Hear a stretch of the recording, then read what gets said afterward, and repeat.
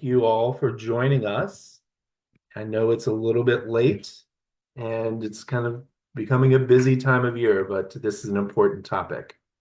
Um, we appreciate you taking the time out of your busy day, whether you're watching live or watching the recording. We appreciate it. And just a reminder, we are recording the session so folks can watch it at their leisure later. Before jumping in, I just wanted to talk a little bit about the Ventura Fire Foundation's newest initiative. So, over a year ago or so, we kind of as a board came to the realization that there's a huge gap in support for firefighter families. And so we started to research what we could do as an organization to help address that gap. And part of that research included talking to many, many fire spouses all over the country to better understand their challenges and needs. And what we heard over and over again is that there's chronic anxiety, emotional stress, social isolation and loneliness, secondary trauma, misunderstanding, and lack of support. And so, with the help of a team of local spouses here in Ventura, some of whom are on the webinar, we developed an initiative to help overcome those challenges, and we're calling it the Fire Family Collective. The Fire Family Collective is a supportive community for fire families that offers resources, education, and connection. And we will strive to empower fire families to overcome adversity, strengthen their relationships, and foster a sense of service and belonging within the fire service community. The Fire Family Collective will launch in January of 2025, so just a couple months away. We're super excited. It will be completely free and is available for any firefighter spouse, girlfriend, significant other in the US. I will drop a link in the chat once we get started so you can sign up now. And then once we launch in January, you'll get an email to create your free account. And so I hope everyone will join us. Uh, One other thing I wanted to talk about is our podcast, Firehouse Roundtable. And two recent episodes I think are relevant here. The first, which just dropped today, is all about the Fire Family Collective. So, talking about the issues that we hope to help fire spouses address and overcome. And the second one is episode 49, which came out last month. And the guest on that episode was our guest tonight, Tiffany, who talked about many of the same issues that I think may come up tonight. So you might want to give those two a listen. And again, I'll drop the link in the chat. This webinar is part of a year-long series. It's our last one. The other three webinars in the series were on PTSD, were on fire families during disaster response, preparing for disaster response, and maintaining a healthy relationship when you're a fire family. All of those webinars, including this one, are on our website to view whenever you like. And let's see, a couple of housekeeping items. I will monitor the chats. If you have a question, just type it in the chat, and then I'll pose them to Tiffany towards the end. But if you have something that is just super urgent and you need to ask right away, just type that in, and we'll see if we can interrupt her and see if we can get that question answered. I think that is about it for the housekeeping. So with that, let me introduce Tiffany. Now, Tiffany's bio is very long. She's very accomplished. So I'm just going to hit the highlights. Tiffany Atala is a licensed marriage and family therapist with over 17 years of professional experience. She's founder of Best Solutions Therapy. Tiffany is a certified clinical trauma professional. I'm sorry, I have to read this because I'll get it wrong if I don't. Is a certified clinical trauma professional and a nationally certified first responder counselor. She has served as clinical director of first responder wellness and is I'm not even going to try to pronounce this, certified equine assisted psychotherapist. Iagla, anyway. And she enjoys facilitating clients' experiential and narrative growth through equine assisted therapy. She's married to a fire captain. They have two children.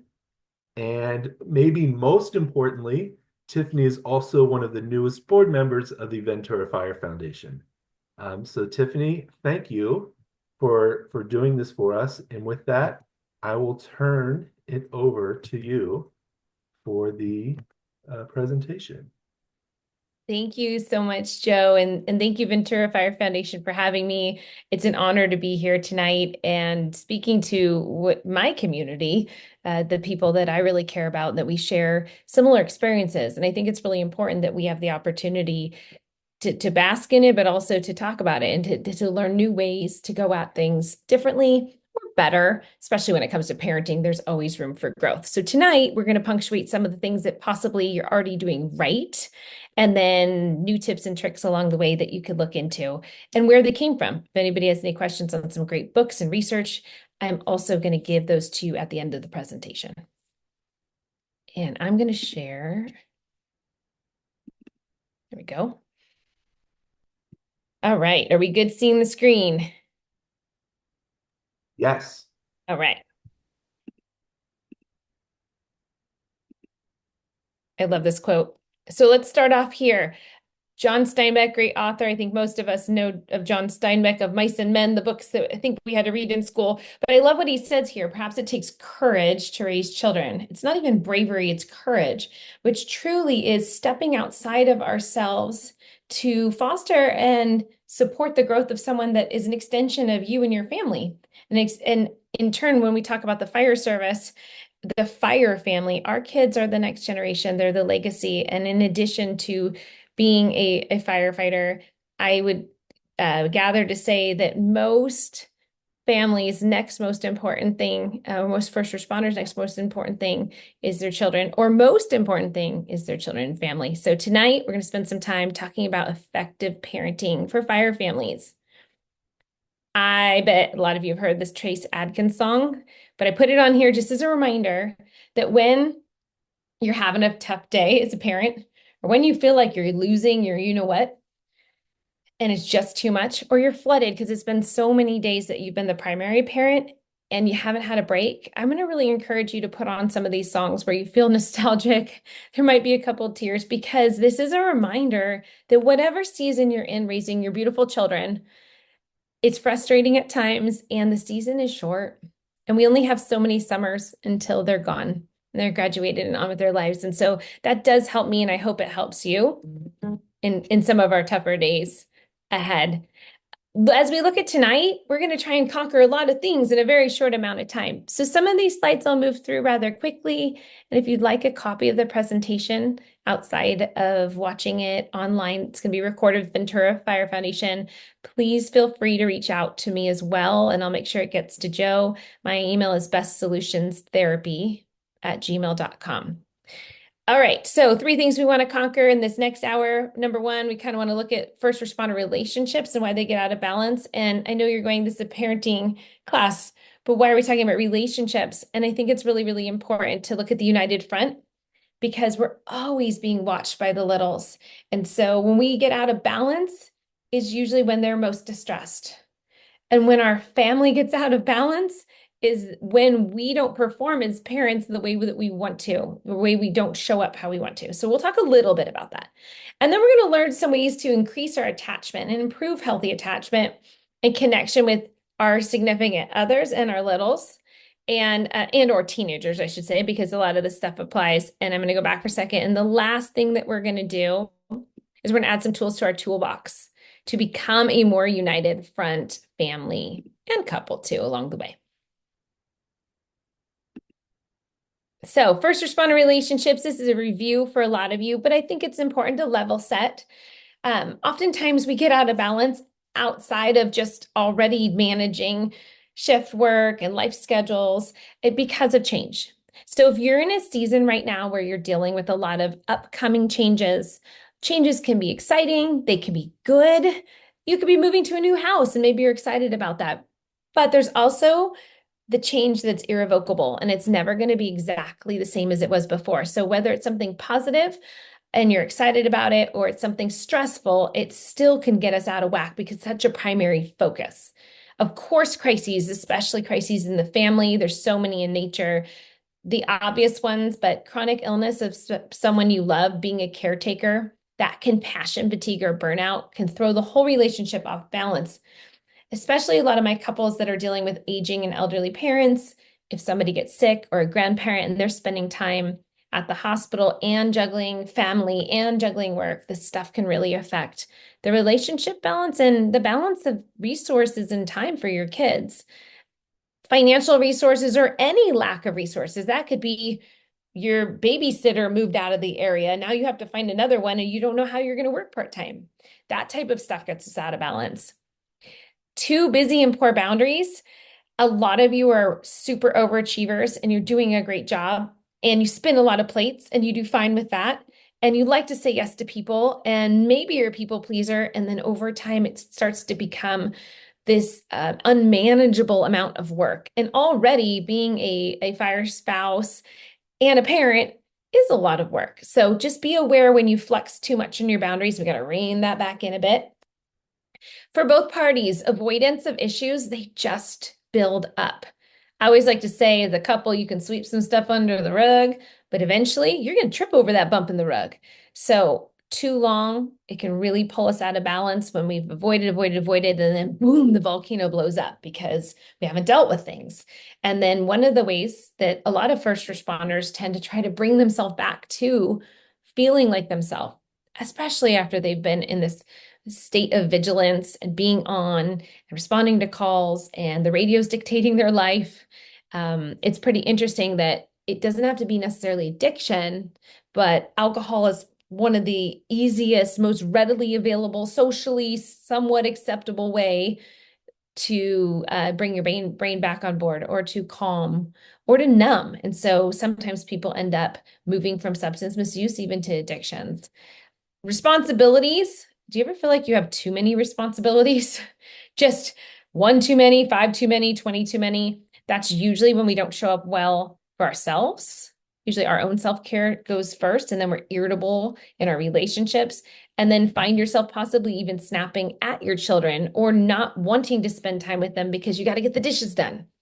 And then I put operating out of your range of resilience, and we'll talk about what range of resilience means. Ultimately, it's that zone where something happens, and instead of that something like the nail in your tire throwing you into tailspin, making your day awful, you're turning around backwards, yelling at your kids to stop fighting, you're able to woo-saw it out, take some deep breaths, as soon as practically possible, step aside, collect your thoughts, come up with an action plan, and then bump back to a place of being responsive. So things there. What about for couples? If you are not feeling connected as a couple, the kids feel it. And so I'm going to touch on these quick because when you're not getting a date night every so often, I like to say I prescribe 2 a month. For first responder families, we know we're juggling crazy schedules, so 2 a month is great. If one of those is I got to go to a wedding, okay, that counts. But we also need one where you're looking each other in the eyes. The phone is set aside. We're not talking about stress and drama and kiddos. We're really spending that time connecting and dreaming together and moving past that stuff. How about work? That could be your work as a significant other, or it might be their work. I found myself the other night working on something really late, and my husband's only home for a couple days. So kind of reining myself back in. And I bet a lot of you have found that too, because you're finally having a moment where the kids are in bed and they're asleep and it's quiet and there's work. And so that can affect the relationships with your kids because your mind might be absent thinking about, I got to get this stuff done, right? Or it can affect your relationship with your spouse. I don't need to get into stress and trauma, but it certainly affects the mood, especially when they don't even know how they feel about some of the wacky, crazy, awful situations they've seen, or just the chronic cumulative people, accidents, things, fires, not enough sleep. The mood can be affected. Irregular schedules, we're all pros on understanding that one. How about you're desperate for a break? You're just really, really, really needing a break. You want to be with your kids. You want to see your family system all together intact. You dying to see your spouse with the kids and all have fun, but your cup is empty. You have not taken care of yourself. You haven't gotten your hair cut in forever. You are starting to feel like if you're raising young kids, like you need some adult conversation time. So that's also important, and that can whack out the relationships. Breakdowns, you're not understanding each other. There's more arguing going on, especially if you've been going through separation or your marriage has been a bit on the rocks and you're trying to work this out and come back together. The kids feel it. And those communication breakdowns are struggles for the relationship, but also for the family system. So, and then finally, the biological roller coaster. And that is touted um, as being what happens to the body. Dr. Kevin Gilmartin, he actually wrote this book for law enforcement, which a lot of you may have read. It's called Emotional Survival for Law Enforcement.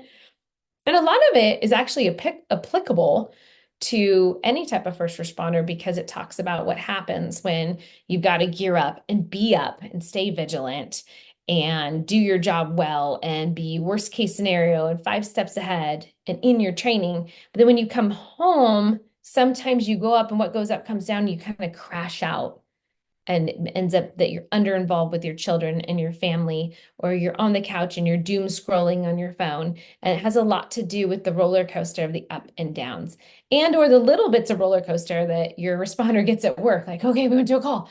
Okay, we're really trying to take a nap right now. And so doing this yo-yo too long makes it really hard to come back to that center, that baseline where you can be responsive. So big thing is if you can maintain balance in your life, it's really going to help your health overall. I mean, doctors are saying that the majority of folks coming into the ER and then folks even coming in for their regular scheduled visits for health reasons is actually because of stress. And so I'm telling a bunch of parents right now, like myself, hey, let's not stress. And that's not that easy to do.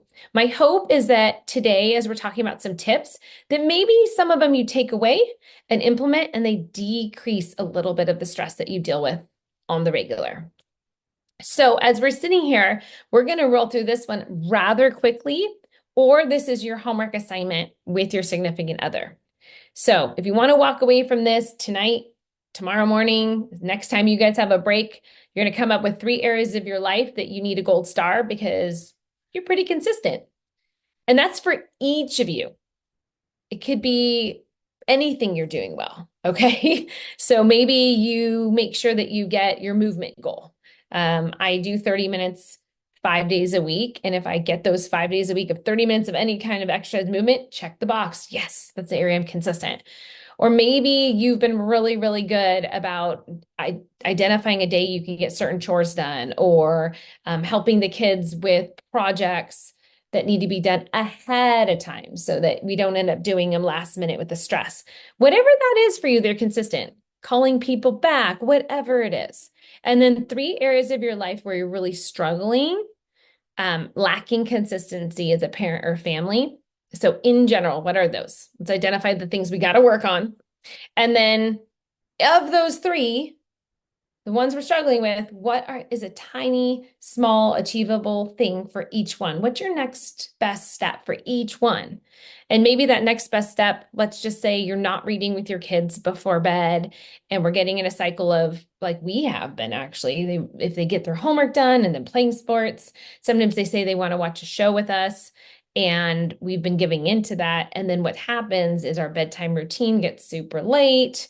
And then as a couple, we're frustrated. And then sometimes when they're coming in asking for milk after you put them to bed 3 times, we're not responding the way we want to. And so that might be an example of something where we got off track. We're not being consistent.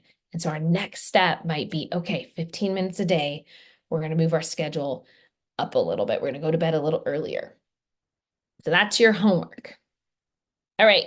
The obvious stuff, job stress. We're trained, your first responder is trained to control their emotions. So as things get out of whack in the household and kids are fighting, teenagers are upset, there's high levels of high levels of emotion happening. That is very, very, very uncomfortable for your first responder.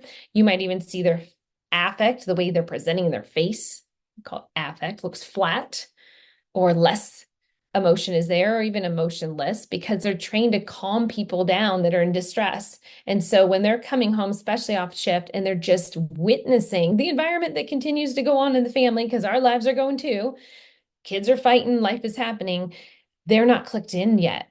and their body goes back to an automatic response, which that response is very similar to being at work. There's all these other factors that weigh on the family, just seeing the worst in people and then responding to that, potentially bad things happening to good people, public scrutiny, anger. Anger can be displaced on family, snapping on the kid at the kids for being silly and making a huge mess with what's my least favorite thing? Slime. Anybody hate slime? Put it in chat box if you're a non-slime liker. When that really didn't need to be that big of a deal, but there's just so much weight carried until they get home and they're dealing with stress and trying to re-engage. And so this is kind of some of that stuff. And then finally, I like to say there's huge isolation by lack of communication because when you're apart from each other, this communication is very stifled. Sometimes you're going, I need to have this conversation right now about how the grades are looking in school, and they're on shift for a few days. And when we're trying to talk about it, every time there's a moment, a call comes out or they're distracted. And so kind of to put the context of our family system, I hope a couple of you are nodding and going, yep, that's us. That's what we deal with. And then we parent, and we want to do it effectively.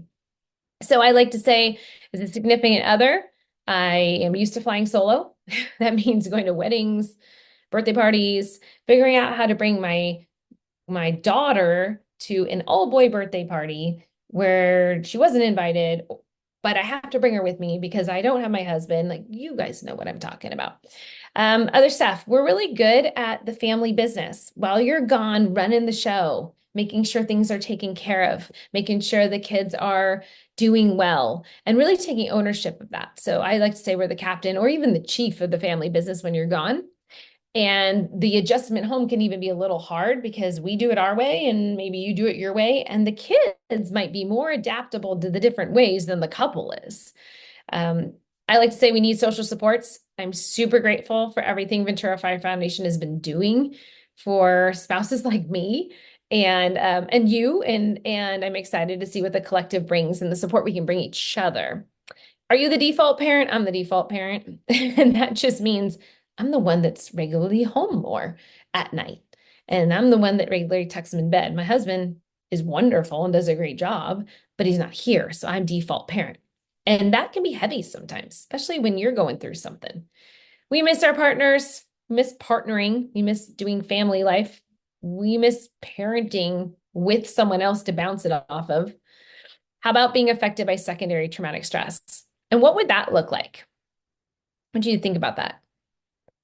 Simple example of being affected by secondary traumatic stress would mean they've taken a beating at work, like had a lot of calls, and they come home super tired and agitated and frustrated and amp it up or maybe even share some of what they've experienced. And we're dealing with life and stress. And so their body's response, it ends up flowing onto us, and then our response accommodates to it. And then guess what?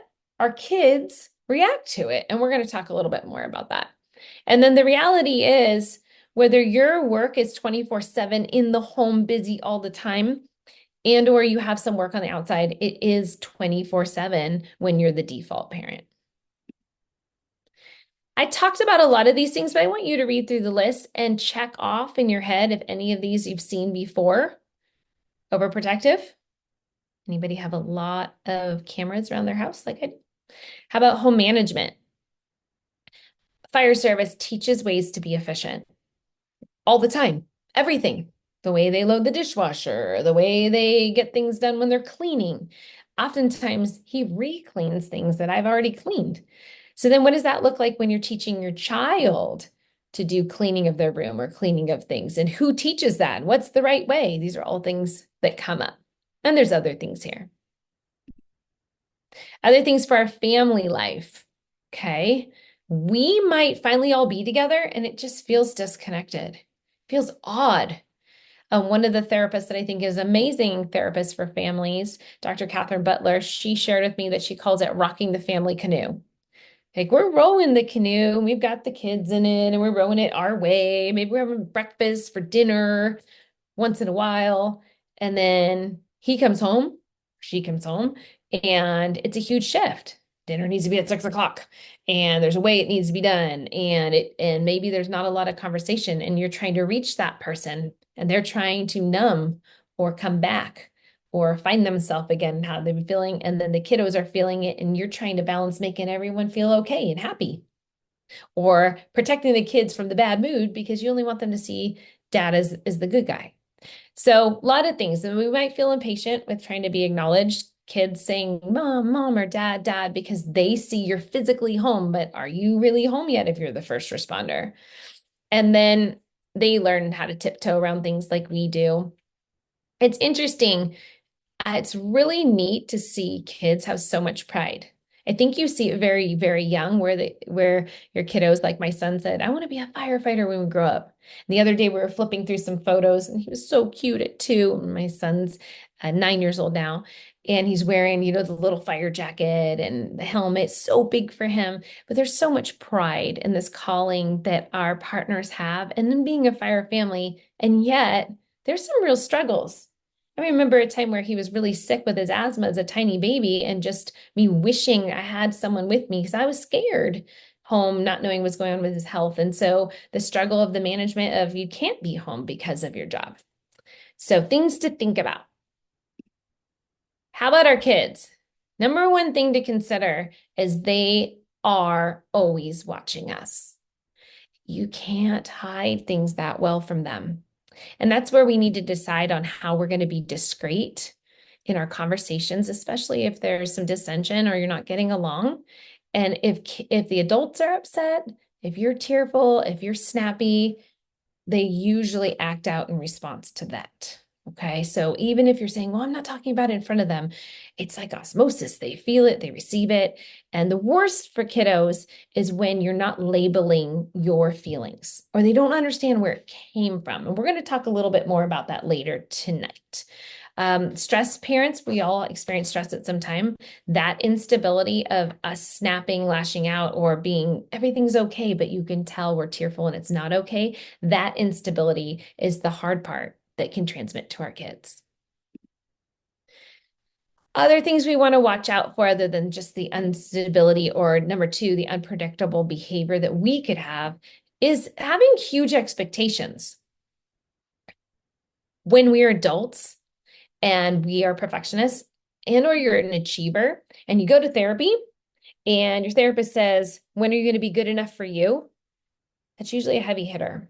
And that comes oftentimes from feeling like you never were able to meet your expectations of your parents. And then it's embodied and it becomes something that you as a person may start to take on as your own, I'm not good enough self evaluation. So something to think about. We want to be really careful that when our child feels they did a really good job on something, they struggled in a class and they did their reading assignment and they got a B, and you think they're so smart, they should have gotten an A. It's how we frame it to them.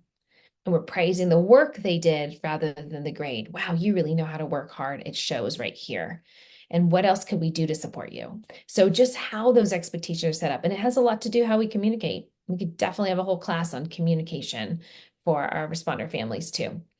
Other things, big things happen. Unfortunately, families do split apart. Some of you are co-parenting because there have been multiple marriages. And so just really making sure that a child doesn't feel abandoned, or if you are splitting family time, that they don't feel forced to go to the other partner's house, but that they feel like it's important time. They're not going to miss out on everything in that family system because they're so loved. And there's check-in ways that you check in, whether it's FaceTime or if you're the primary parent, texting, but it is a big juggle. And I think a lot of us have more blended families these days out there. A lot of you do have a lot of those. Then the big ones, obviously, we always want to be aware that there can be things that happen. I'm not even assuming that the abuse could happen at home. So we just want to keep our eyes wide open. I think a lot of us are more keen to worry about this because being married to a first responder, we hear about the worst of the worst of things that happen to kids. And so just being aware of who they're spending time with, the coaches, the friends, the parents of the friends, in order to prevent some of the stuff like sexual abuse. And then other things that cause secondary traumatic stress, having feelings and being ready to express them as a kiddo, and then having a parent that's not willing to listen or shuts those feelings down and isn't able to communicate back and forth to help a kid understand their feelings, whether you agree with them or not, and then resolve issues. So it really does happen for all ages and stages. I'll go back to that. Number one thing is to remember kids don't act out for no reason. Literally, they don't act out for no reason. Now, the way they're acting doesn't need to generally reflect the gravity of the situation, right? Sometimes you think of your 2-year-old laying on their back and flailing because you said they can't have any more ice cream, and that doesn't make sense, but you gave a boundary and they're acting out. But always look backwards at what is the reason, what was the impetus for that behavior, and then let's see if we can rewrite the behavior, reroute the behavior, and work with it. Sometimes it really doesn't look like you would want it, and it doesn't often pass. A lot of times we have behavior that's repetitive, and I think a lot of you can think, oh yeah, this is a repetitive behavior with this kid. I have my 2 kids. I see a repetitive behavior with one that I don't think is positive when she's stressed out. And how do we mitigate that and support it? And then maybe you have another child that handles stress or upset or trouble with friends at school a totally different way. And then we want to make sure we're not falling into these dysfunctional family roles. And an example of that would be you might have one child who has ADHD or struggles more in school. And so there are more altercations with your child or battles to get things done, like homework.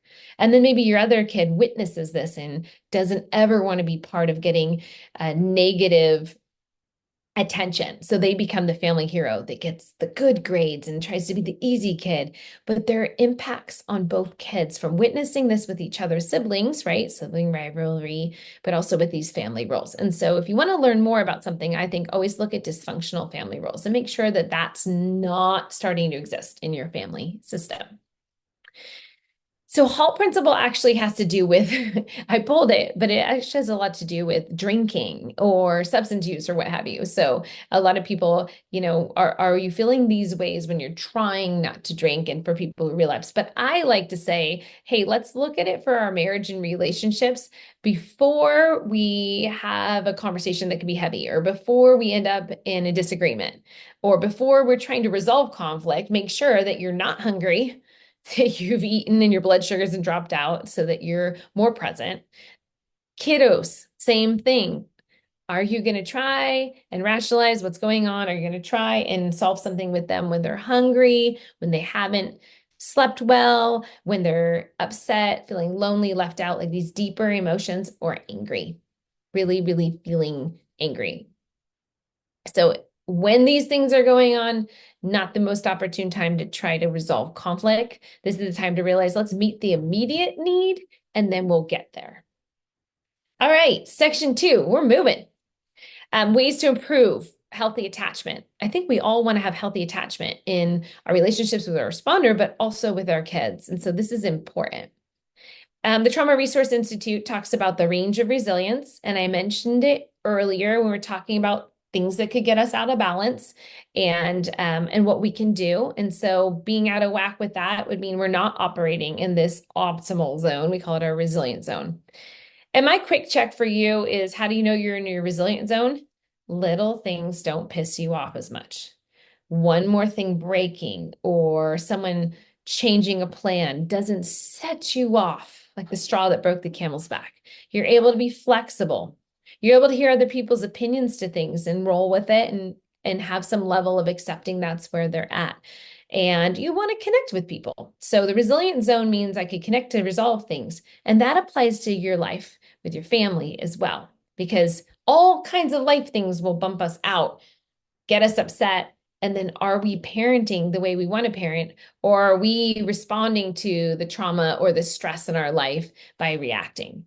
And typically, we tend to go one way or the other. So I'm clicking on a lot of these here. For most people, they tend to either be an up, okay, I cannot believe this, but my babysitter didn't show up and I'm only going one day to work this week and I have no idea what to do. And I've got a screaming baby and another kid who hasn't been feeling well. And now I'm stressed to the max. Are you going to be snappy and get outside to the dog and feeling overwhelmed or anxious? Or are you going to just handle it but feel extremely low? And or in the moment, maybe you just shut down and you get quiet and your kids witness that you just go into a different zone. And so noticing what you and your spouse do, you and your partner do, like your primary, and then knowing that you can go back and forth. And when you're acting this way, you're not in your resilient zone. And when you're not in your resilient zone is not a good time to try to resolve conflict with your kids or your teenagers. Okay. Because then we're responding from the amygdala, from the limbic system, from the area that we don't want them to respond to us from. And so, on that note, I'll mention that most kids, all kids, their prefrontal cortex isn't fully developed till 25.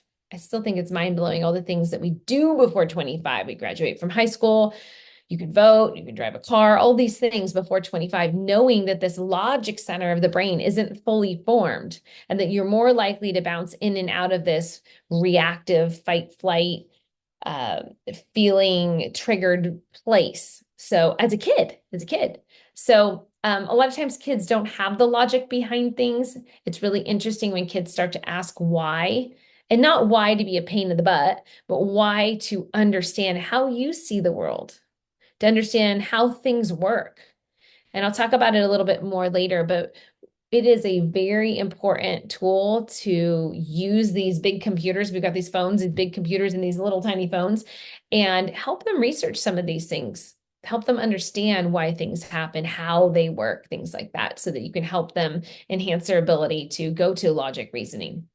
And then when you're not in this upset, angry, sad, especially kids, right, area, you're able to come back to a different presence and not act out as much for kids. And so they're more able to hear you when you say, okay, well, let's talk about how we used our hands and we're not going to use our hands when we're mad. They can't even hear that when they're in that limbic system response. So we've got to wait until they're back in their place. Things that keep us from managing things well, adults and kids, but more importantly, children, adults, I'll say alcohol. And when I said children's brain, by the way, the alcohol is for the adults. Please don't be feeding your kids alcohol. Sugar is a big one. Well, we know about blood sugar, right? What goes up comes down. And so what is your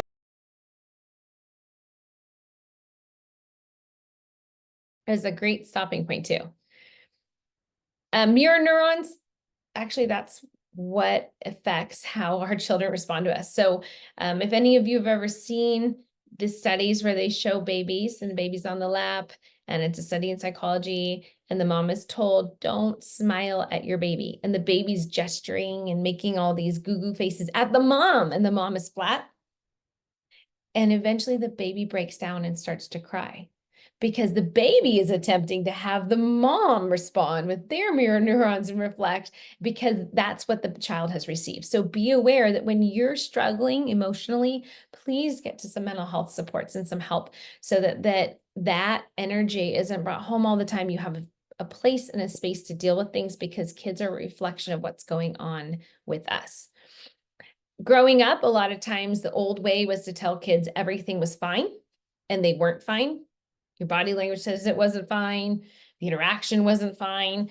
And that's one of my examples where we're incongruent. So be as congruent as you can. Your words and your body language need to match up. And so maybe you are upset. It's okay to say, Mommy's really frustrated right now. She just got more work put on her plate, but I'm going to figure it out. And maybe we can go laugh a little bit watching the show, and then I'll feel a little better and I'll come back and make a plan. Teach them the coping tools that you want them to see, and mirror. I want to give you some ways to manage what we're talking about, secondary traumatic stress, right?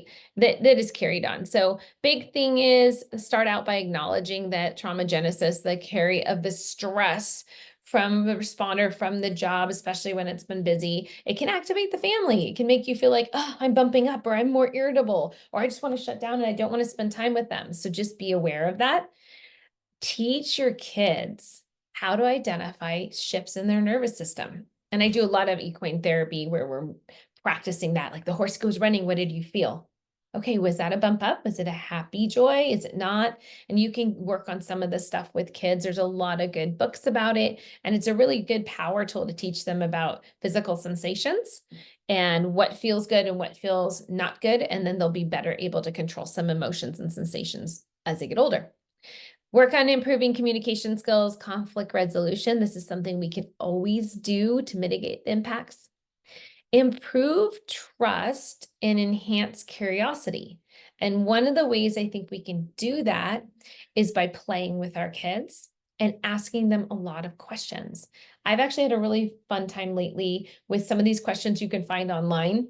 20 questions asked your kids before they're 18 on these big long car rides where we're going to soccer tournaments and just being curious about each other, getting to know them as little people. It's really neat. I talked about decompression. Show them how you decompress. Like, mommy likes to go for a walk. Do you want to get the dog and go for a walk with me? And then ask them what helps them feel calm or happy or content. Develop boundaries and commit to necessary behavioral changes. So earlier I gave the example of our bedtime issue that we've gotten laissez-faire and the boundaries drifted away. And so how we're going to slowly start getting to bed earlier so we can get the behavioral changes for us, which would be putting the kids to bed earlier, and impacts the whole family system. I'm going to move through this one quick, but if any of this stuff is going on, it's really important that you do get the right support, you seek the professional support and get assistance, okay? Because it impacts everyone and kids especially. Want you to have some takeaways today. So these are the 7 C's of first responder family resilience. Maybe you can remember all 7. Work with your kids to develop competence. They don't need to be good at everything, but they feel really good when they're good at something. And that something could be pushing other kids on the tire swing, to beating a bracelet, to finally mastering spelling tests, whatever that is. But let them feel good. Praise that they're learning. Praise that they figured it out. Confidence, that's huge. This is part of developing confidence. It's really neat to see kids be good with who they are. Part of them being good with who they are is you teaching them and modeling. You are beautiful just as you are. You are so funny and lovable. Just the way you compliment your child and who they are and their personality and the way they do things. Or I was really proud of you when you went over and offered your brother the last ice cream. That was very kind behavior, just helping them develop. I am a good person. It really helps with confidence. Connection. How does each of your kids, if you have multiples, how do they like to connect with you? Is it different? Is it different than your spouse connects with you or you connect? I think it's really important to look at how different our kids can be from us, even if they came from our own biology. So when we talk about the 5 love languages for relationships, there's actually 5 love languages for children. It's a great book by Gary Chapman. So kind of finding out what means love to them and then what they can teach you and the ways that they want to spend time with you. Some kids want to sit and cuddle and they don't care what you do. Other kids, they don't really like the touch as much, but they want to do art together. That's great. Character, we're constantly working on developing good character attributes. So in your family system, if you have some things written down that are kind of the key core of your family, if you had a big old shield or, that would say all of the things that are most important to you, you would be listing those character attributes. This is great because you're shaping behavior, everything from honesty, integrity, big value systems. And so teaching them about what that looks like to act within character of oneself. And that can be a big part of faith-based too, if people have faith in the family system. That you matter. Number 5 is about the kids matter. Thank you so much for setting the table. You just made it so much easier for us to sit down and have a fun dinner, showing them that what they do is part of this thing I call the family business, that it runs better as a well-oiled machine because of you, kiddo. You're a big part of this. Coping, I talked a little bit about this earlier, a mom or a dad feeling super overwhelmed, expressing the emotion about it, and then letting them know, I'm going to do a few of my ways of feeling better. Let's go for a walk. And then I'm going to make a list of steps. Literally showing them a bird's eye view into how you do things. You're teaching all the time. And then locus of control. There's so many things kids don't control. Parents say no. We can just say no, but also giving them choices. Would you rather Go to bed 5 minutes earlier tonight because we talked about that, or we'll stay up later tonight, but tomorrow, but we're not going to have the dessert because we're only going to do one reward or whatever. Just find ways that they have control over two choices that are acceptable to you. Okay. Other ways kids can have control, I find, is finances, which sounds crazy that I'm saying kids could have control of finances. But there's some great apps out there. We use an app called Go Henry, and the kids have their own little credit card, and they actually can ask to do more chores that may say, sure, that one's 50 cents, that one's $2. And they know that they're going to be going to Knott's Berry Farm. And so they have the choice of making a little bit more money. And that's another thing that you can give them to help them feel like they have a little bit of control. It's just at a young age.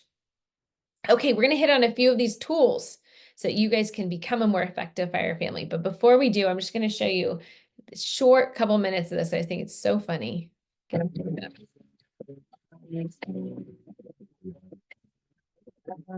I love to communicate to music. I just started to communicate with music to my kids. They don't listen to me talking anymore. I just use their songs and get my point across. You know, seriously, you should try it. It's awesome. They do listen. We're at the mall the other day. They're just begging me for an iPhone for an hour.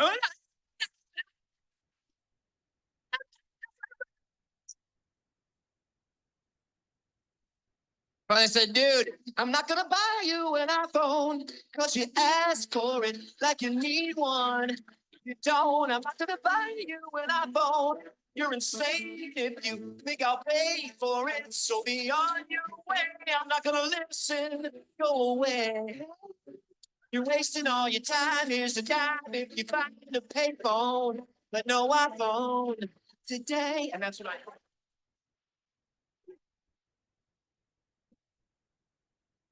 What about John Mayer, man? This one's my favorite. He's gonna have kids someday in the car. Think he might write this song. You better quit all that complaining. Don't want to hear another sound. If I hear any more whining, I'm gonna turn the car around. You got a little television and you had enough to eat. If you don't change your disposition, I'm gonna leave you on the street. So I'm waiting for your attitude to change. I keep on waiting for your attitude to change. You say that I ain't fair. I guess that would matter if I care. So I keep on waiting for your attitude to change. Just thought a little comic relief is all that we manage.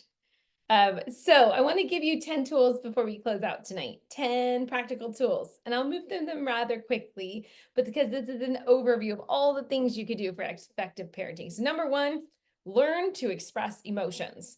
One of the corniest phrases and most important ones is I feel that, or I shouldn't say I feel that, excuse me, it's the exact opposite of what I say. I feel. I feel, insert feeling word right after I feel. We call these I statements. So teaching your kids that there's a variety of emotions, and it's absolutely okay to say, I feel sad, I feel disappointed, and giving them the language to what's happening by modeling it.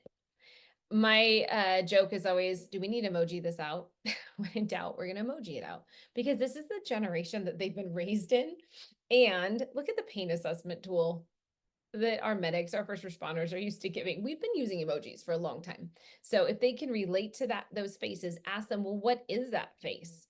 This crying one right here, for a long time, I didn't see that it was a smile with crying. Super embarrassing admission here, but I literally thought it was a super crying, but really it's laughing. So have the kids tell you what they're seeing in those emojis, and you can use those with them in communication. Okay, if you can't say the words, then point that to me. Let's talk about what it could be that you're feeling.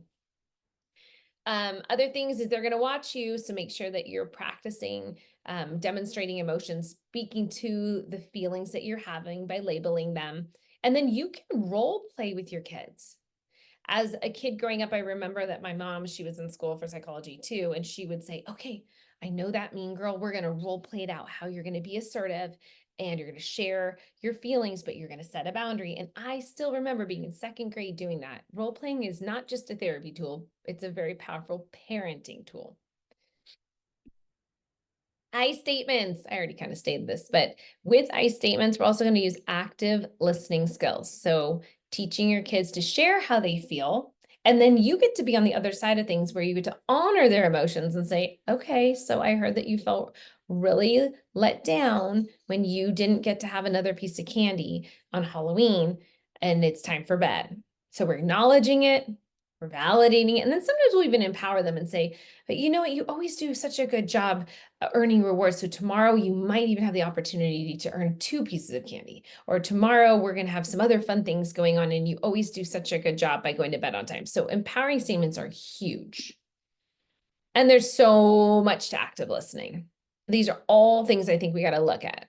Working on open-ended questions, not how was your day today? Good, bad.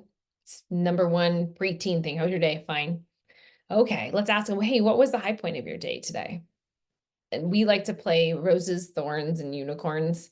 Some of you know that as high-low buffalo. What's the top thing that was good? Was something was your low? Anything funny happened today to get them talking? Emotional intelligence. Lots of good books on emotional intelligence and how you can model how you regulate your moods, how you pay respect for how you're feeling, social cues. And then how can we take care of relationships? Teaching kids to say thank you for presents. Send a little text on the phone with a picture. Let them take a picture of it or set up a picture of themselves with the new Christmas item and send it to grandma. I know we're not doing traditional thank you notes anymore, but showing them how to do that and modeling. All right, saying sorry and changing your behaviors. Here's a whole way to do it. We take responsibility. You got to explain why it was so wrong that you snapped or yelled in the car. You're going to validate that it could hurt their feelings and ask them about them.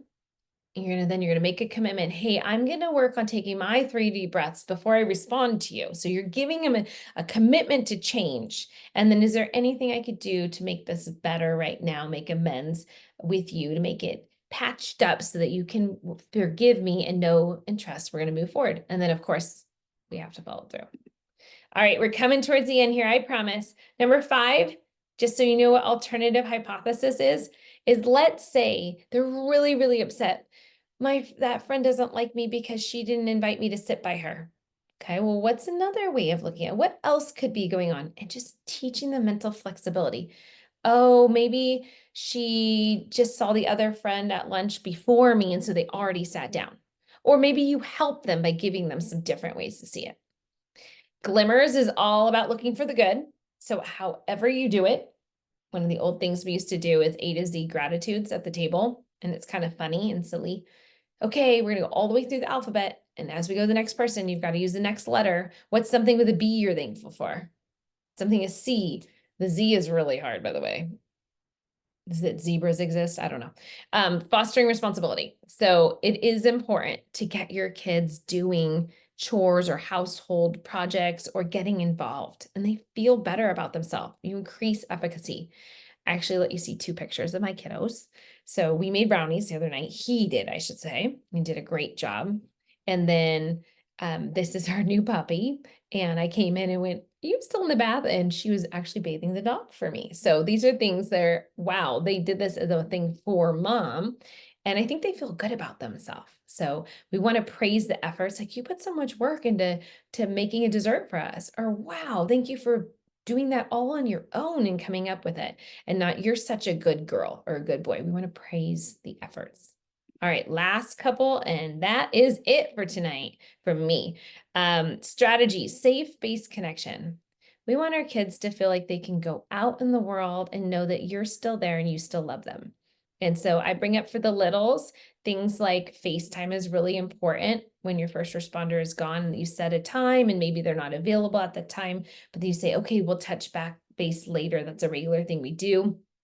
I talked about this in a podcast, and I'm so excited to say that Ventura Fire Foundation actually has a bear now, Bob the bear that you can purchase. And the neat thing is your first responder will take the bear with them to work and take a bunch of pictures like, hey, this is dad in the rig. And this is us when we went to Subway on the way today with Bob the bear. And so the bear goes with dad and keeps dad safe and also makes memories that gets shared over photos. And so it can be a fun, engaging game with your child.